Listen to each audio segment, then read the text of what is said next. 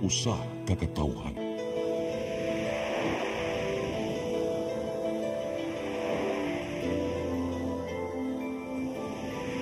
Cebu Catholic Television Network.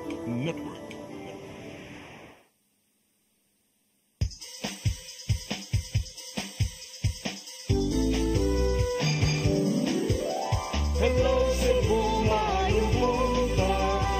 Nagsunta ang kahayan nga nagsugid sa matuod, nadagan sa panghita pa. Hello Cebu, maayong buntag Pinoy.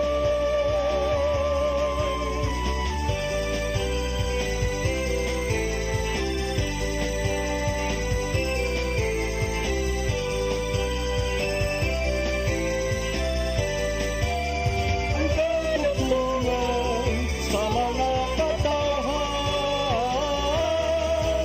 Hello Cebu, hello Cebu, maayong buntag Pinoy. Maayong buntag Pinoy. Maayong buntag Pinoy.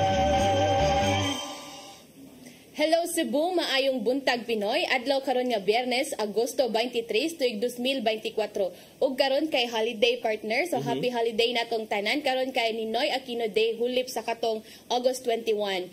Ug kami mo'y makiguban kaninyo karong buntaga. Sangan sa atong regular host ni si Malu Inocando Tabar, ako si Crystal Joy Felerca. Ug ako si Attorney John Destacamento. Ug atong sugdan ng atong tulumanon sa pagtan-aw sa mga front pages. Before that, ato sang sutaon atong weather update karong buntaga gikan sa Pag-asa Mactan.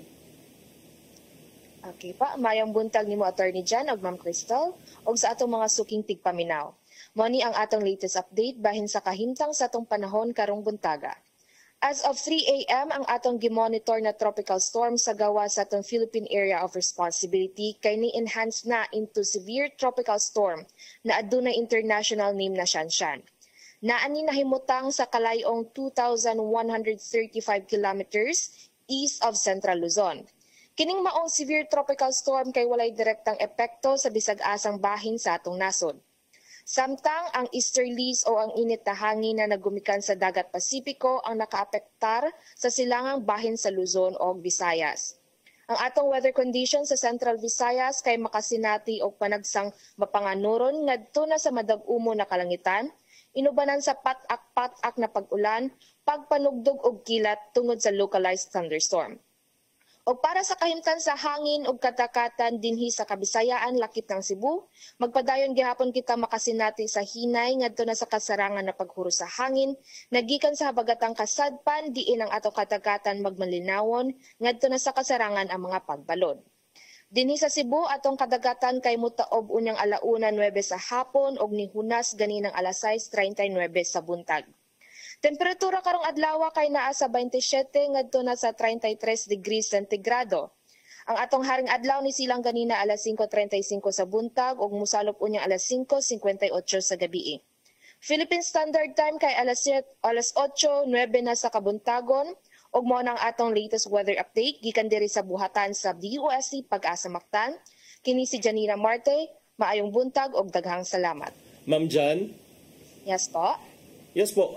So this Sunday, Miss Jan, magpi-perform po yung 51 contingents na performers sa Pasigarbo sa Subo dyan po sa Cebu City Sports Center. So we would like to know, Miss Jan, how will be the weather on Sunday? Sa Sunday po na weather is meron pa rin high likelihood po tayo ng mga chances of rainfall, thunderstorms, rin po. Okay, so meron naalay mga patak-patak na pag-uwan nga bantayanan, Miss Jan. Yes, But sir. overall, Yes, Miss Jan, yung sinasabi mo kaninang yung tropical storm na nasa may bandang Luzon, wala yung direktang effect dito sa Cebu, Miss Jan, tama? Wala pa po, sir. Yes po. Okay. Thank you so much, Miss Jan. Ug mao kadto ang atong weather update gikan sa Pag-asa Mactan. Karon atong tan-awon ang mga front pages sa atong lokal ug national nga mga pamantalaan. Atong sugdan sa Sunstar Daily. Due to poor drainage, developer in hot water. Sa Super Balita, gipatay samtang natulog. Sa The Freeman, Cebu City ay study for 15 million pesos. Master plan for drainage. Sa Banat News, seguridad sa long weekend giandam na. PRO7 maingon nga publiko kinahanglang magmatngon. Sa Philippine Daily Inquirer, overseas hunt for Guo, Nets, Sis, and Porac Pogo representative. Sa The Philippine Star, Guo sister, companion back in the Philippines after arrest. Sa Manila Bulletin, Alice Guo's sister, Ong back in Philippines. Ug sa Tempo, one brave man, PNP honors guard who killed criminal gang boss in Makati.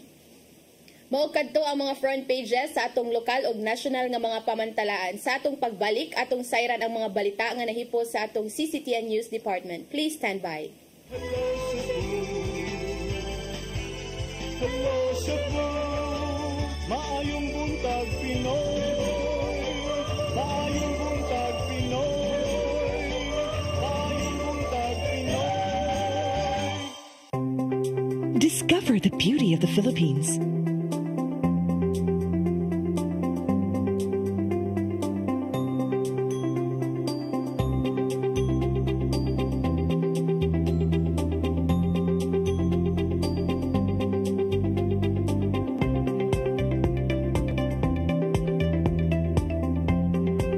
With Philippine Airlines, the country's flag carrier.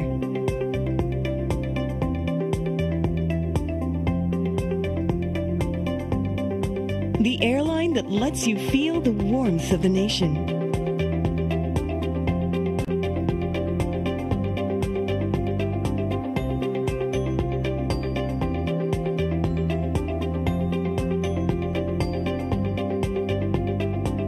Mabuhay!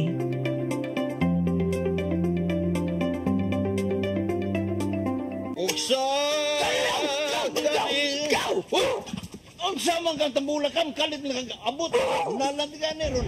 Gitara ko nga gamay, gamay kaayo. Gitara ko nga dako, gamay kaayo. Dailing, Sa man ang utangan nga naam na si mong luyo dito. mo pa manggod siya na ikatubang ni mo Dailing kay. Tarong mo. Nganong imom kong i-apel ni Dailing ha, wa man ko'y labot. Kini panil nga, kini.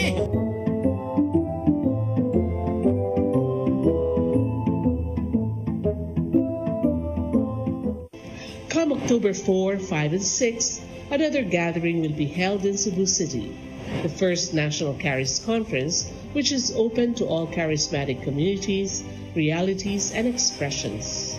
Hosted by the Brotherhood of Christian Businessmen and Professionals, the event will have interesting workshops and topics to help us grow in our various charismatic gifts and charisms. Watch out for more details about this event from our host BCBP in the coming days. Meantime, let's be ready to join these gatherings and pray for the outpouring of the current of grace in the Philippines.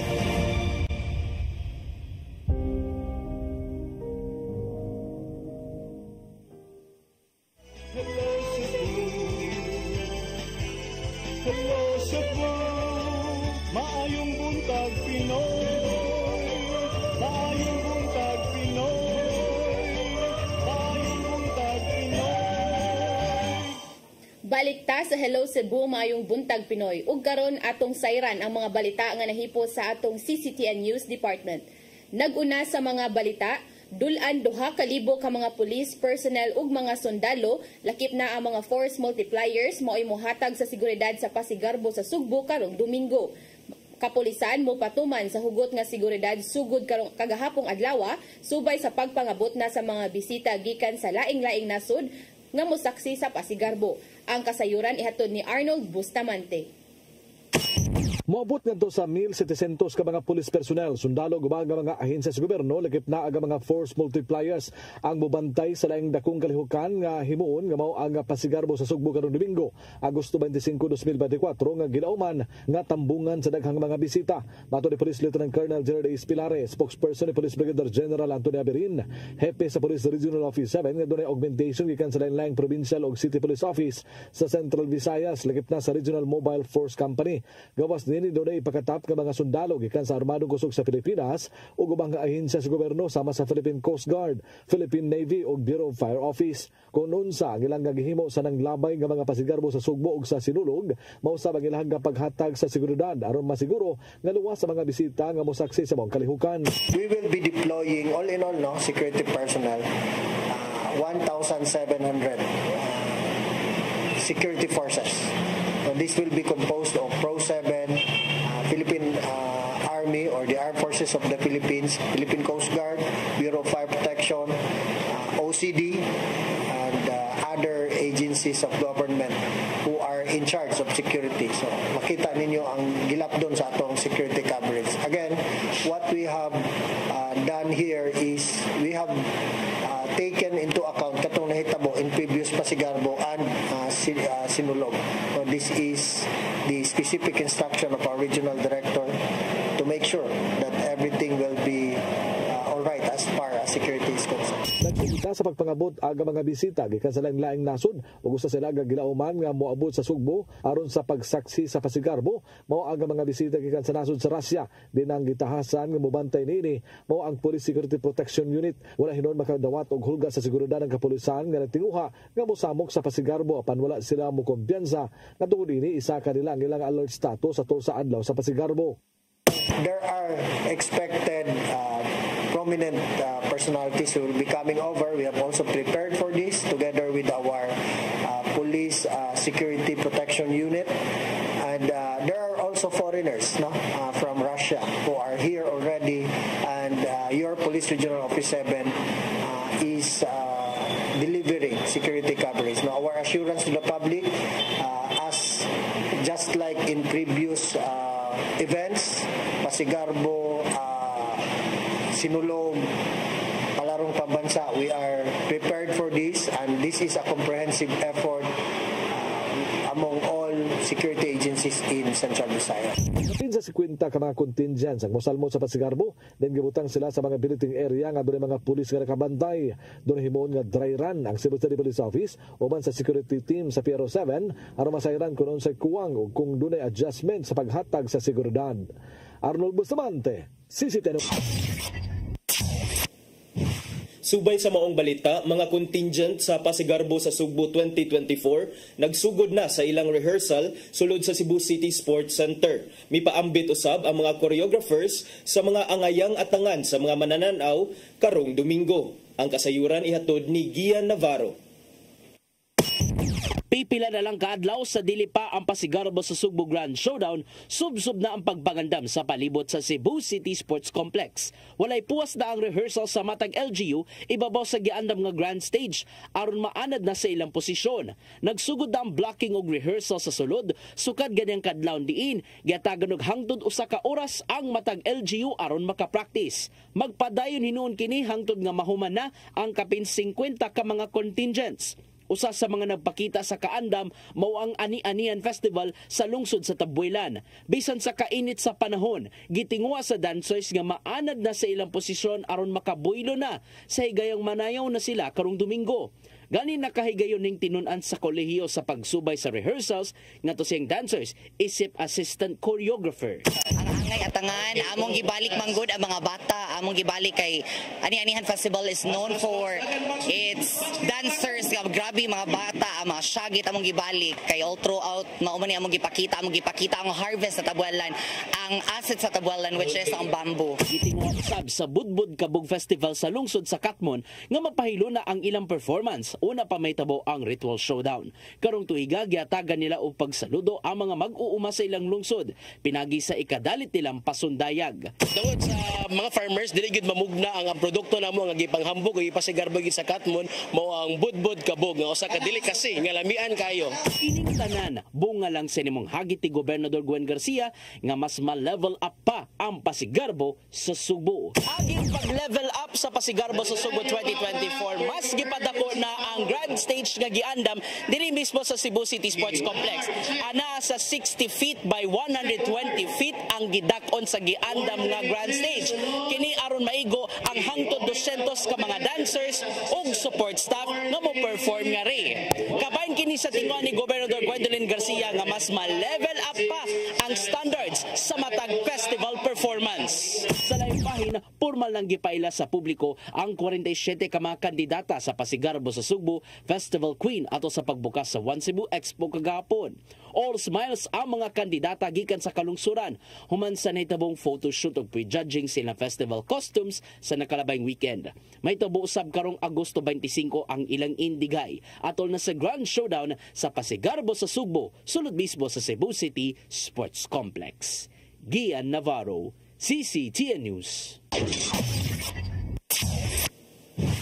Sa pagpadayon sa atong mga balita, Cebu City Acting Mayor Raymond Alvin Garcia wala makugang sa mikatap sa social media nga nisamot kaguba ang rubberized oval sa Cebu City Sports Center kinitungod sa paggamit sa palarong pambansa ug sa gihimong practice sa mga contingent alang sa Pasigarbo sa Sugbo. Ang kasayuran ihatod ni Sheriza May Uy.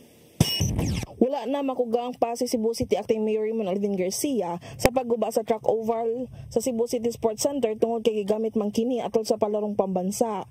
Misamot pa kini sa dihang nagsugod na ang pagpractice sa mga contingent alang sa Pasigarbo sa Sugbo ug pagbutang og stage taliwala sa maong pasilidad. Apan plano nga pasarada ang pagbalik ni Garcia ang Cebu City Sports Center aron sa pag-ayon ini nga back job sa kontraktor sa oval human sa Pasigarbo sa Sugbo nga ipegayon karong Domingo, Agosto 25, 2024 aron ipatuman ang major repair ni ini. Dili yun na, we're not assured no nga dili maguba ang track oval labi nagtukod silag stage like before, nagda silag mga puthaw na sila mga sakyanan, mga bugat kayong ilang gipangdala nga mga speaker ug unsa pa na diha. So there is no assurance na dili maguba ang oval. Malaumo ng acting mayor nga mahuman og repair ang kontraktor ang ilang pagtrabaho sa oval. Giangko niya nga wala siya makontento sa trabaho sa kontraktor, hinungdan nga dili pa niya kinibayaran og full payment kung dili siya makontento sa overall repair. Paano gamiton pagbalik ang Cebu City Sports Center sa sinulog 2025 bisan pa man nga una nang gianunsyo ni suspended Mayor Michael Rama niadto nga ipaygayon kini sa South Road Properties. We will not pay him in full not unless masatisfied ko sa ilang trabaho. Well, it just shows no nga dili gyud kaayo ko satisfied sa trabaho. Here is May Uy, CCTN News. Sa laing balita, muabot sa 4.5 million pesos giapod-apod karong kagahapong adlaw sa Department of Social Welfare and Development kon DSWD sa 300 ka mga benepisaryo sa livelihood program nga Seed Capital Fund gikan sa Lapu-Lapu City. Matag usa nakadawat og 15,000 pesos aron sa pagpalambo sa ilang mga negosyo. Ang kasayuran ihatod sa akong partner nga si Cristel Felerca. Giapod-apod kaganihang buntag sa Department of Social Welfare and Development kun DSWD Field Unit Office 7 ang 4.5 million pesos ngadto sa 300 ka mga benepisyaryo sa Seed Capital Fund gikan sa Lapu-Lapu City. Ang Seed Capital Fund usa ka programa ubos sa Sustainable Livelihood Program sa DSWD ug ang matag benepisyaryo nakadawat og tag 15,000 pesos aron sa pagsugod o pagpalambo sa ilang mga negosyo. Matod ni Saturnino Camasura, ang DSWD SLP Cebu Provincial Coordinator, nga gipunduhan ang mga programa sa buhatan ni Senator Peter Cayetano ug Senator Pia Cayetano ug ang matag barangay adunay tag na po ka mga benepisyaryo. Ang tanan mga benepisyaryo sa Lapu-Lapu City mga 4-piece members. Tungod kay matod pa ni Camasura, mao kini ang ilang nakasabutan tali sa LGU Lapu-Lapu tungod kay sila mo ay aduna nay existing nga mga negosyo. Gikahuyunan sa to sa LGU pinaagi sa pangliderato ni Mayor Hong Chan nga dapat ang unahon na to ang ato ang mga 4-piece beneficiaries kung diin mo to sila aduna nay mga existing livelihood. Di ba? Sa yuta sa ato ang 4-piece nga balaod, usa sila sa ato ang priority nga program participants sa Sustainable Livelihood Program. Samtang sigon pa ni Congresswoman Cindy Chan, tinguha usab sa mong programa nga makabarog ang mga benepisyaryo sa ilang kaugalingon, pinaagi sa pagnegosyo og dili na maghuwat og mga ayuda.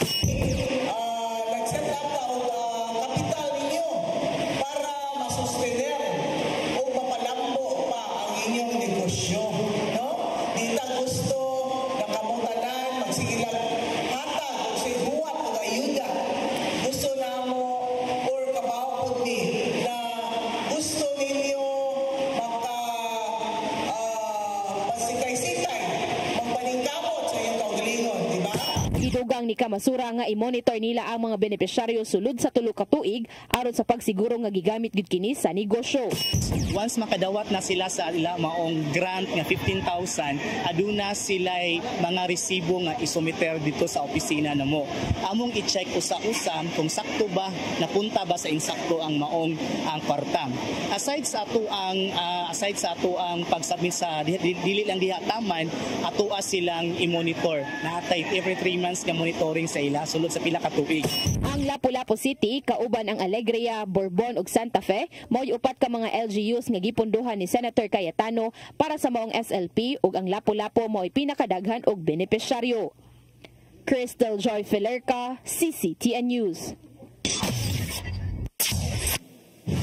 Sa atong uwahing balita, Mandawi City Vice Mayor Glenn Bersede ni padayag sa iyang suporta kang Mayor Jonas Cortez. Kini taliwala sa 1-year suspension nga giatubang sa mayor. Ang kasayuran ihatod ni Mary Rose Sagarino. Kung kagalingon, I stand firm yun. I am Jonas yun. Mao kini ang masulti ni Vice Mayor Glenn Bersede sa giatubang nga usa ka tuig nga suspension ni Mayor Jonas Cortez. Matud ni Bersede nga wala na sila natinga nga adunay suspension tungod matud pa sa hulga ug kaso gipasaka batok kang Cortez. Matud pa sa Vice Mayor nga bugat ra ang usa ka tuig nga suspension nga gipahamtang sa ombudsman tungod lang sa giingong pagdesignate og unqualified officer in charge sa City Social Welfare and Services. Ang ombudsman ni pahamtang kang Cortez og usa ka tuig nga suspension nga walay sweldo tungod sa grave misconduct. Mas dako pang kaso ang graft and corruption kaysa grave misconduct, di ba? Kunya nga naman, graft and corruption galit, 6 months na preventive suspension. Kunya how come nga ni 1 year man, kunya all over ha, tagsara kayo na ha, only in Mandawi ha, ang sa Cebu province. Nagtuo ang Vice Mayor nga posibleng adunay personalidad nga nagpaluyo niini. Dadyo ko nga na nagpaluyo. Kaya nga naman ang mga tools nila, tatanan, confident man kayo nga masuspenso ang mayor. In line, klaro kayo. Lalo kay pattern ba? Si Mayor Jonas Cortez una lang nipadayag nga moapilar siya sa desisyon. Kuno galing hingpit nga mapatuman ang suspension, si Vice Mayor Glenn Bersede ang mahimong acting mayor. Matud niini nga iyang ipadayon ang groundbreaking sa Government Center sa Cebu International Convention Center karong Agosto 29. Dugang pa sa Vice Mayor nga iyang suportaan og ipatuman ang tanang programa ni Cortez. Continue na to. Whatever projects na nasugdan, continue na to. Mary Rose Sagarino, CCTN News. Maukadto ang mga balita nga nahipos sa atong CCTN News Department nga inyong nakita kagahapong adlaw sa Sayre 47. Ug sa atong pagbalik partner, aduna kitay makauban nga usa ka doktor. Unsa ka atong mga pagahisgutan at tangi sa among pagbalik. Please stand by. Hello Cebu, maayong buntag Pinoy. Maayong buntag Pinoy.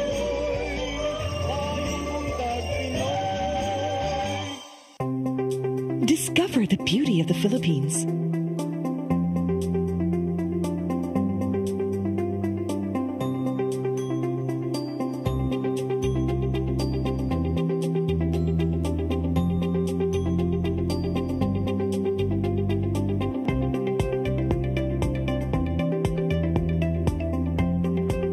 With Philippine Airlines, the country's flag carrier.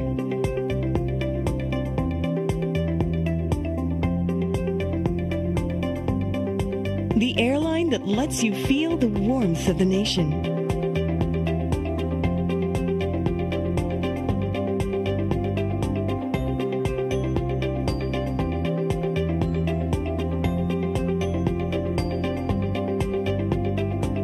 Mabuhay.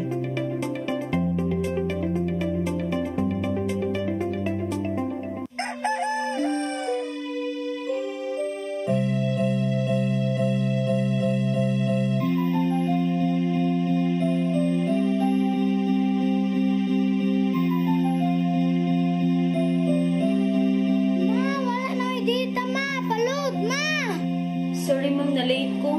Nagita pa mong gusto para internet sa kong anak ma'am. Ay, wala na yung problema. Mag-Sinisibu! Sinisibu, Sinisibu.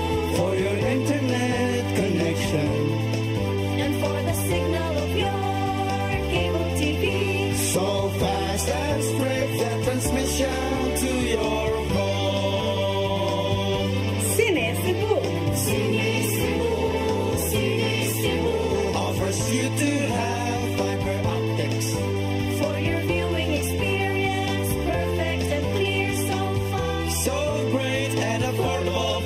to enjoy.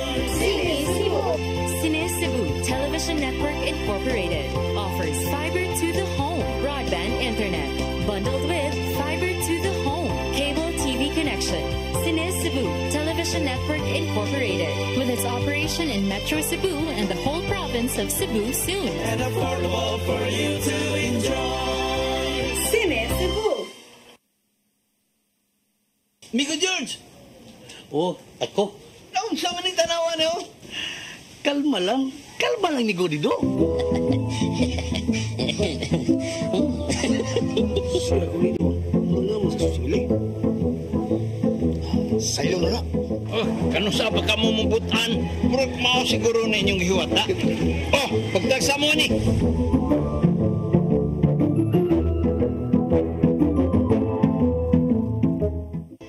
Come October 4, 5, and 6, another gathering will be held in Cebu City, the first National Charis Conference, which is open to all charismatic communities, realities, and expressions. Hosted by the Brotherhood of Christian Businessmen and Professionals, the event will have interesting workshops and topics to help us grow in our various charismatic gifts and charisms. Watch out for more details about this event from our host BCBP in the coming days. Meantime, let's be ready to join these gatherings and pray for the outpouring of the current of grace in the Philippines.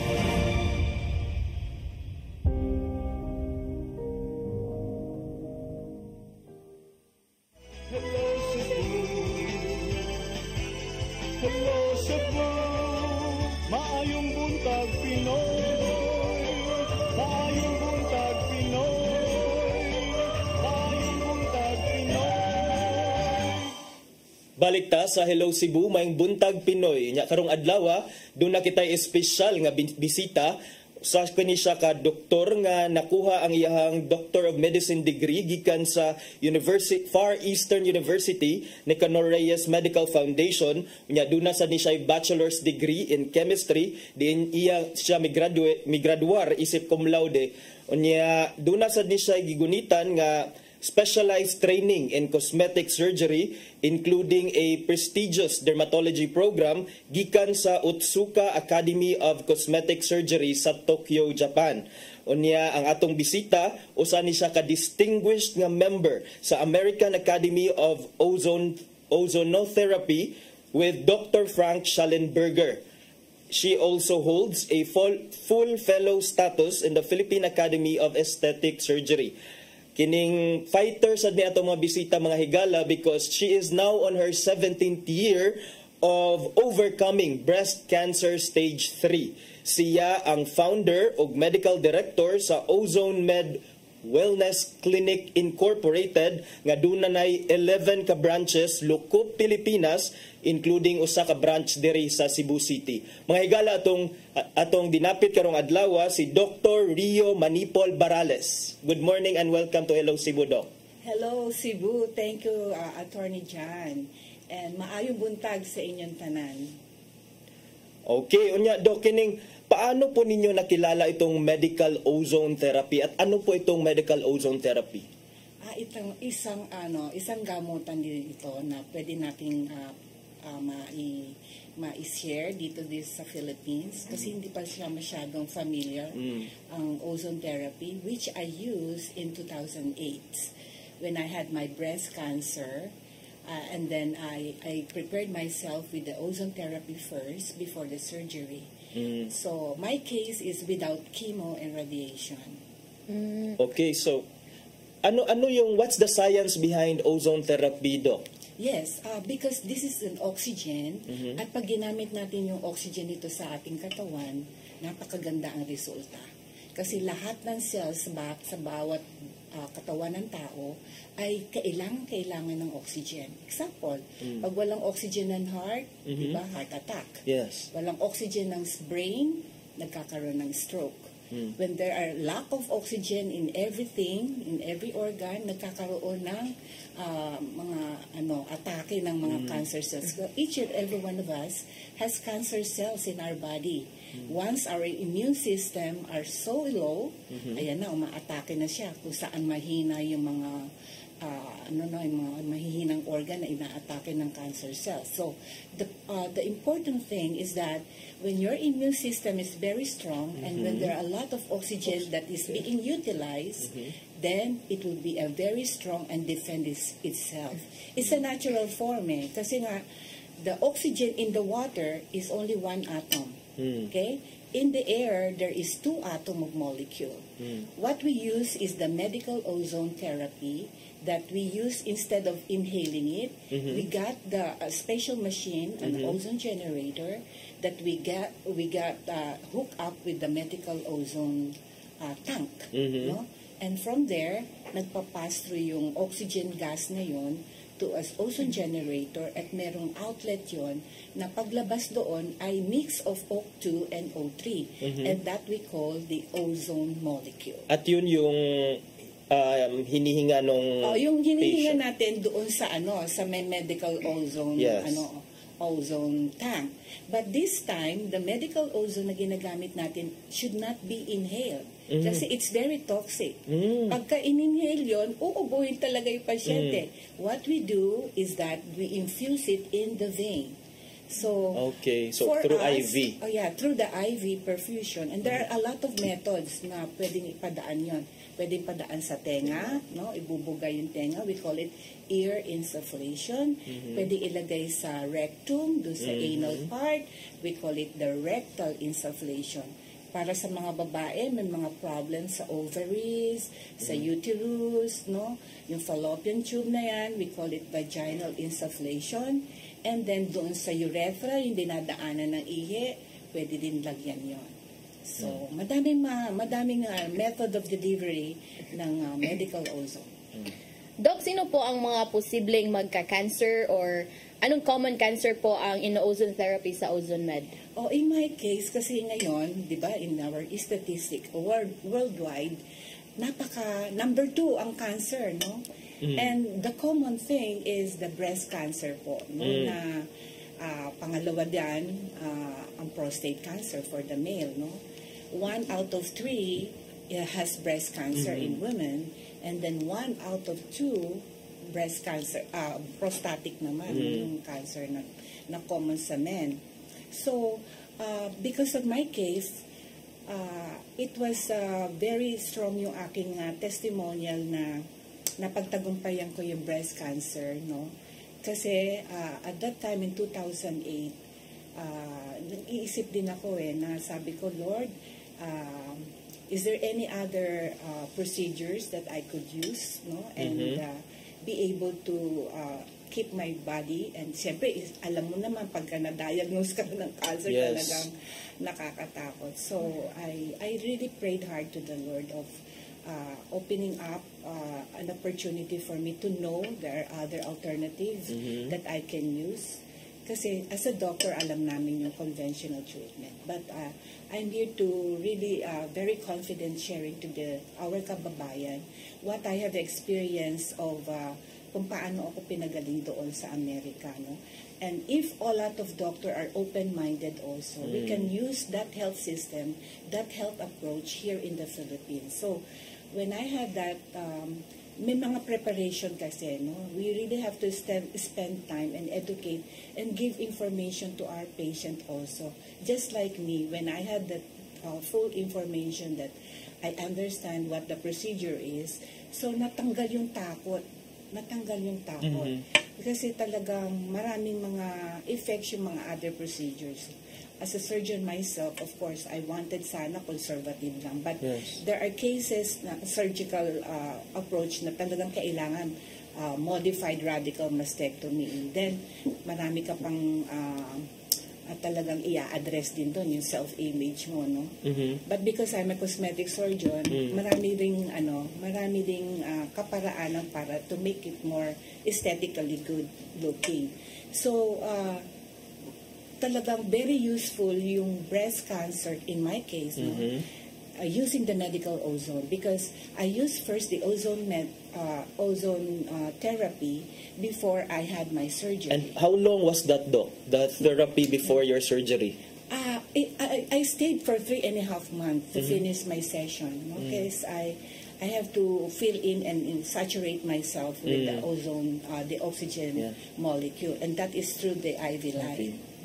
We use it, we call it the major autohemotherapy.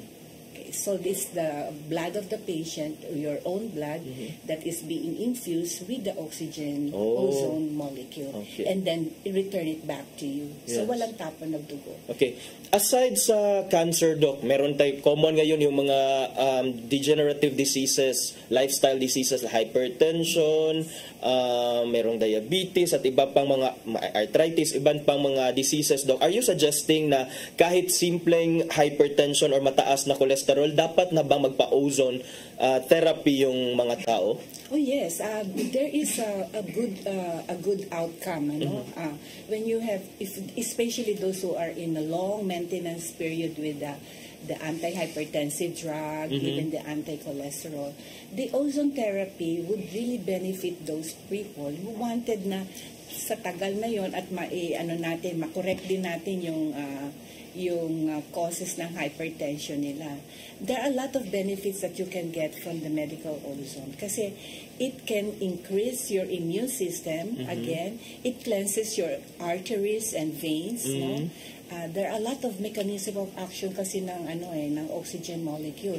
And very important of that is the utilization of that oxygen molecule in every cells of your body. Okay.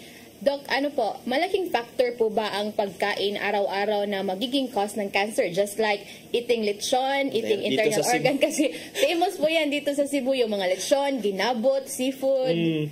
Is that a factor po, Doc? Oh, yes. There are a lot of, malaki talaga ang nutritional factor. Kaya nagko-contribute sa mga diseases natin. In our case, in our generation, hindi na natin maiwasan that we are just eating what we wanted. Here, naintindihan natin na if you wanted to really take care of your body, you have to be choosy also of what you are taking in, no? Especially, alam na nga natin, pag kumain tayo ng mga animal protein talaga, it can cause a lot of clogs in our arteries, in our veins, that causes also, pagtaas nga ng cholesterol. Or when you're eating salty food, yung mga tinapa or mga tuyo, because there are a lot of salt talagang, and some of us could not shed it out easily. Kaya tutulungan din ng ozone therapy kung paano ma-push out yon mga toxic materials na yon through the urine, through the feces, or even through the perspiration, no? Sweat. Kaya hindi lang yung may sakit, pati yung yung mga walang sakit at ayaw magkasakit, they can have the medical ozone therapy. Okay. Doc, kanina, Murag, you mentioned this in passing already, but for our viewers, can you explain again the difference between medical ozone therapy sa chemotherapy or radiation therapy? Okay, so these are 3 modalities of treatment that we use for cancer treatment, no? In my case, talagang ginamit ko ang medical ozone first, no? And then wala akong chemotherapy, although I'm in a stage 3B now when I came to the States, no?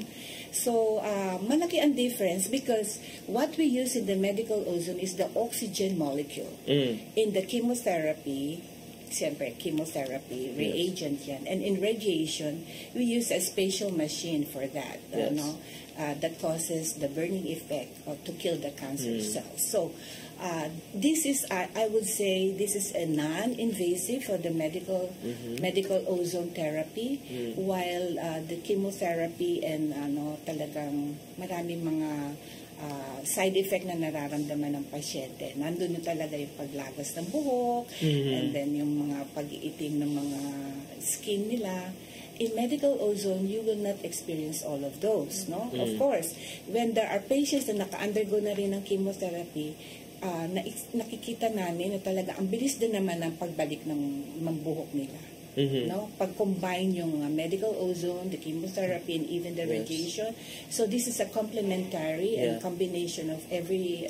Siyempre naninigarado ka kung saan ka makaka-survive, no? That's why I call myself overcomer, because I didn't experience having the chemotherapy. Although in my residency, nahatid ko kasi mga pasyente sa chemotherapy room, and I have seen a lot talaga yung mga nausea, vomiting, even yung mga appetite na yon. Sa chemotherapy, sa medical ozone, wala kang mararamdaman yon. In fact, i-correct pa. I-correct the medical ozone yung mga nararamdaman mong bad side effect from the chemotherapy that you have undergone. Nice. Okay. Kailan po ba dapat magpa-ozone therapy ang isang patient po, cancer patient? Ang cancer patient, okay, as soon as we have assessed all those laboratory workers, kasi some of them have undergone yung confirmatory test na ginagawa natin, like the biopsy, or some of them have undergone the chemotherapy or any other procedures, they can start right away. As soon as kasi ano yun ang goal namin the medical ozone, once it was infused in the body of the patient, ando na yung nag-i-start na ng transformation ng molecules niya into a good one. Na i-address natin yung mga imbalances do sa mga molecules na yun at saka electrolytes na yun. Kaya importante as soon as possible sana, as soon as na ma-assess namin na kompleto na naman lahat, diagnose na talaga siya, start na ng treatment. Okay. So, gusto lang, may clarification na ako, Doc. So, who gets to decide there, Doc? Can the patient decide na, Doc, mag-ozone therapy muna ako? Or does the doctor yung nag-handle sa kanya doon sa diagnosis? Paano po yun? Yes, that's my advocacy now here in the Philippines. The patient has the right to choose. Once he had heard the plan of treatment of that doctor for him, he has to hear it first. No? Kung paano yung plan of treatment ng doctor niya. Okay, so ganon din kami. So I recommend them na maganda mauna sana ang medical ozone because it's prepare your body. Once the oxygen is being utilized with your system, it would be clearing, kasi kiniklear muna namin ng lungs, ang heart, kung pwede na siyang for surgical approach at saka operable ang case na yon. Sometimes kasi yung cancer unoperable na What will you do? Talagang minsan ayaw na rin naman ng pasyente dahil naintindihan niya na ito yung naramdaman niya from that another modality. So he really wanted to have the medical ozone and see and experience it herself or himself, kung anong effect niya sa kanya. And true enough, nakikita mo, madami talagang nagte-testify ng improvement in their situation once they have the medical ozone therapy. Kahit po ba yung mga walang sakit, pwedeng magpa-ozone therapy? Oh yes, in fact, mga athletic nag-ozone therapy yan There are a lot of methods like the hyperbaric also, that increases their endurance and their performance in the sports, sports medicine. And you mentioned earlier, we mentioned in your intro kanina, Doc, na you have 11 branches in the Philippines. Where are these branches? At then dito sa Cebu, sir, Doc, where can we visit you? Oh yes, thank you so much. At talagang it was really a blessing that I have challenged some of the doctors in the area that we have opened up. And it is my prayer na maging open lang talaga ang mga doctors kasi hindi nga familiar sa atin ng ozone therapy. In fact, this is originated in Germany. Attorney job. But my doctor is in the US. So I got that experience in the US base, in ozone therapy clinic doon. So maraming branches tayo nakapagbukas because I really prayed for this, that I could share this experience with some of the doctors who are open-minded for this kind of the therapy. Yes. And how I wish I could really share it also first to our kababayan na itong experience na to na hindi nila na-experience. They don't have to go to the States, Yes. Ang laki ng gastos na kasi pagka nagka-cancer ka, talagang ini-screen din doon. Dahil kung may mga insurance sa mga tao doon, kaya okay lang kahit na anong i-order yung mga Pinoy walang insurance, walang insurance tayo, PhilHealth lang okay, so even PhilHealth naman nagbibigay na rin kami ng it's our prayer na makago stream na rin sana ito sa ating universal health universal health care natin sa PhilHealth, ano.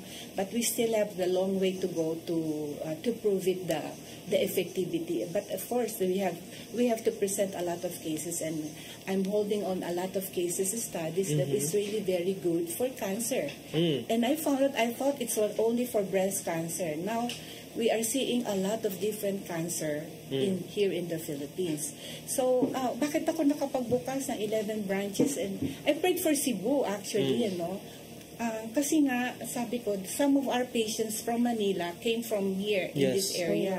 Kaya, parang in my prayer, sabi ko, if you really will mo to, Lord, then you will provide me with a doctor for Cebu.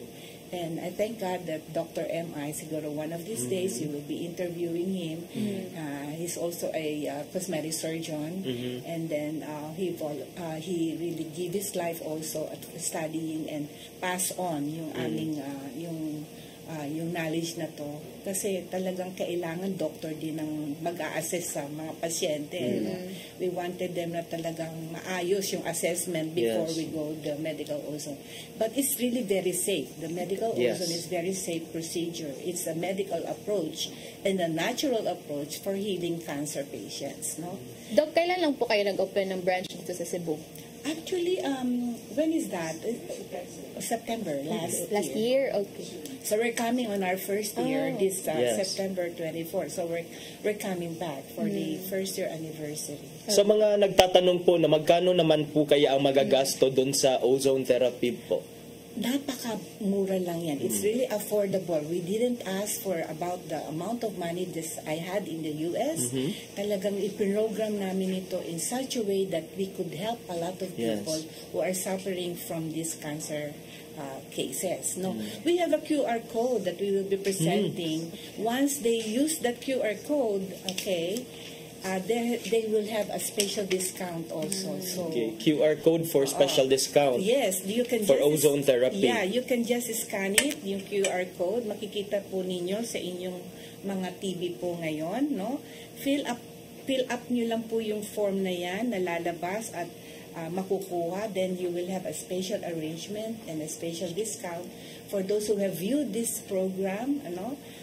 And then use the scan QR code to come to the clinic to present it. We are located at Unit 1207, BPI Cebu Corporate Center, Luzon Avenue Corner, Archbishop Reyes, Cebu City, which is across the Metro Ayala. Okay. And any final words po para sa ating mga viewers? Maybe to those na may iniindang karamdaman ngayon. So, what will be your message to our viewers, Doc? Okay. Maraming salamat, Attorney John. Talagang gustong-gusto ko po maabot ang lahat ng mga may cancer. Hindi niyo po kailangang matakot. Okay? There are a lot of modalities. Magtutulungan po namin kayo. Bigyan po kayo ng informasyon at tamang assessment. Gabayan po kayo step by step of what you should be doing. And then, i-build up po natin yung confidence ninyo, yung the right to choose po kung ano yung inyo pong nais na gamutan para sa inyong sarili. After all, this is your body. You have to take care of your body. And then, yun na nga po, gusto natin magkaroon tayo ng quality of life. You can still go back, no? Dun sa former na mga activities ninyo. But not go back to the bad foods that you are doing or the bad habits that you are doing. So, napakaganda po na mapakinggan nyo po yung mga informasyon nito. Once nagpunta po kayo sa aming clinic, we are so welcoming you to give this all information, step-by-step guidelines to help you get out of that cancer situation. Okay, so once again, happy anniversary sa Ozone Med Wellness Inc. dito po sa Cebu. Saka thanks for dropping by Dr. Rio Manipol Barales of Ozone Med Wellness Incorporated. Thank you so much, Doc.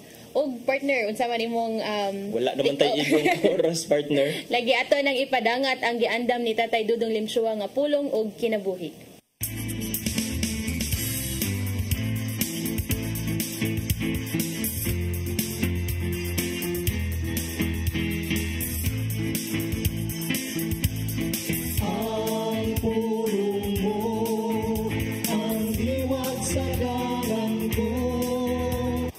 pinakadakong sala nga maghatod sa tao ngadto sa impyerno mao kini ang covetousness.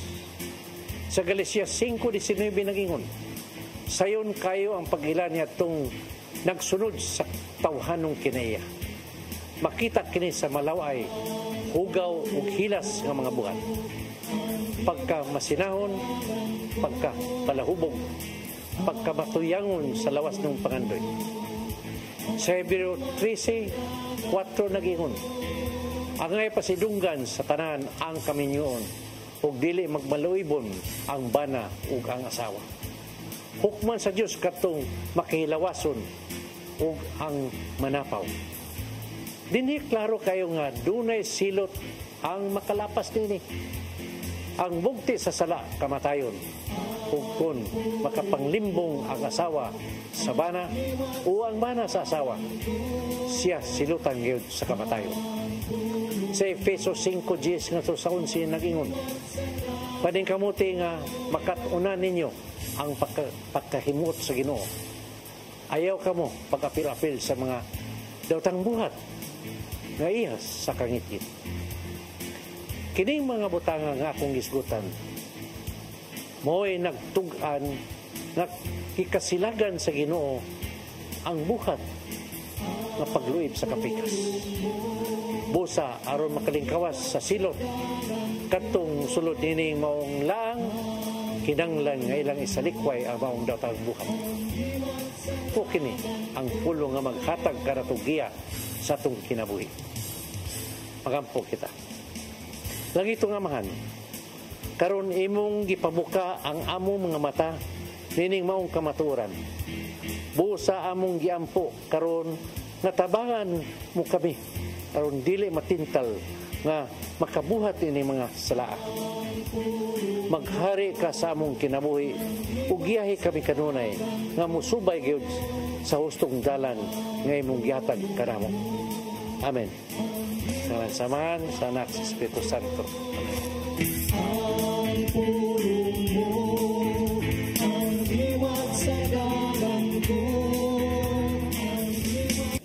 Pulong og kinabuhi ni Tatay Dudong Limchua mo'y nagtapos sa atong tulumanon. Daghang salamat, Philippine Airlines. Thank you sab kang Archbishop Jose Palma, Nanay Diana Limchua ug Tatay Dodong Limchua. Daghang salamat sa among news manager, Sir Dennis Tabar, sa TOC, Sir Robert, Ma'am Inday, Sir Matmat ug Ma'am Joanne. Sir Michael, Sir Rodel, Sir Raymond, Sir Bruce ug Sir Ferdy, thank you ninyo.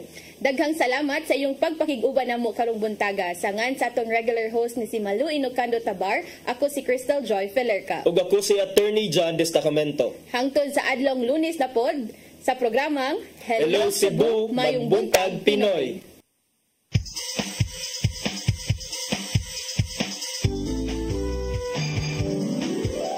Hello Cebu, Mayong Buntag, yaksunta ang kahayag.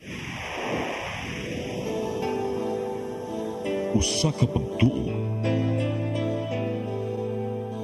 usa ka tingog,